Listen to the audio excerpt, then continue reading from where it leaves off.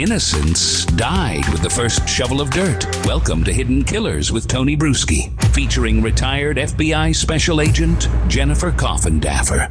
I'm interested to get your thoughts though on the wife of Robert Tellis versus like the mom of Robert Tellis, because the mom's in tears and I can't imagine being the parent of Robert Tellis. His wife, it almost kind of felt like, she knew he was found guilty. He hasn't been around for a while. I think she's kind of liking life without Robert. She seemed pretty like just kind of, I'd love him to do that at some point. It'd be great to be around with the kids, but she was kind of like bubbly in a situation where your husband's never coming back, or it's going to be a very long time. Yeah, I think that some people do better at understanding the ramifications sooner than other parents. I mean, I just can't imagine as a parent, if you truly trusted and loved your child, how you ever come to terms with that. A spouse is a little bit different, right? Yeah. And I think in this case, I think the best way to state it, she came to terms, but she was going to stick by her man. And then I say this kind of jokingly, I always wonder if there's any deals in the background after watching what happened with Asa Ellerup. I mean, these picture these films, these short stories, these Netflix, they're on top of these types of cases. And this is one that I think would attract a lot of viewership because it's so weird. And a journalist was involved trying to, break stories about public corruption. Or people are fed up with public corruption in this country right now. Yeah, I mean, it kind of felt like she was relieved. And maybe that is it. I mean, you're sitting there for 3 years wondering what the fate of everything is going to be, and you finally found out. I'm guessing she probably already came to terms with what may happen here. And I could see that being a relief, just having the answer, just knowing what's going to happen going forward. And if you really don't want him in your life and you don't want to have to mess around with, someone having some sort of leverage with divorce, pretty much got that. You're pretty much scot-free going forward any way you want with the way that this all settled out. Let's take a look one more time, or for our time here, at the prosecution talking about what they believe should happen to Robert Tellis and why. No one wins when crimes like these are committed. But one of the things that has to be abundantly clear about this is we're only here because of the actions of one person and one person alone. And it's the defendant.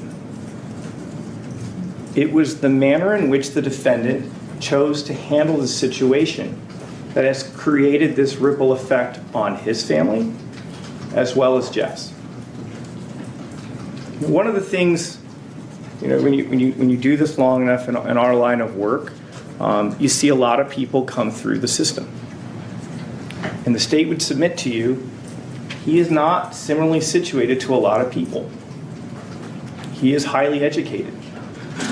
He comes from a good, loving family. I'm not saying everyone does, but his upbringing is pretty good. When you think about the situation that he was in, the world wasn't going to end. He had simply lost an election.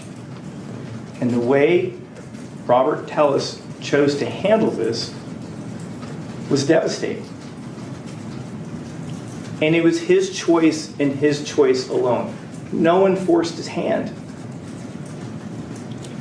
And so one of the things that we need to talk about is this idea of what they mentioned, retribution, redemption versus retribution. When you think about what happened in this case, think about the act that he committed upon Jeff. What was that? It was an act of retribution. Robert Tellis decided to be judge, jury, and literally the executioner of a man who was simply trying to do his job, to report the news. He executed him. He didn't have to do that. Was this ever about the election and his job, or was this all about an affair? And the big bomb was about to go off, and he wanted to find some way to try and stop it. So I truly believe it was his world crumbling. I think he took such immeasurable a joy and feeling of accomplishment at having this government position. I think he probably had, desires to continue not only in that area of government, but maybe higher areas of government.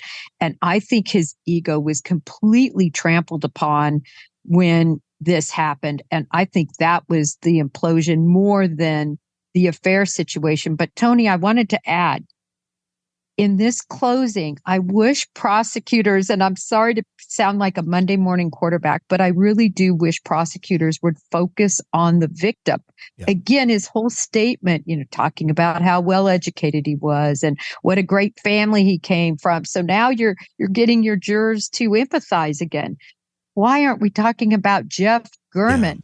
This wonderful man who walks out of the house, who was stabbed 7 times, who has his throat slit. I know that's all very graphic. Yeah. That's what they need to think about. Who's taken away from his sister and his family and had done nothing wrong. That's what my argument would have been. I would have wanted everybody to fall in love with Jeff German and feel terrible for his family.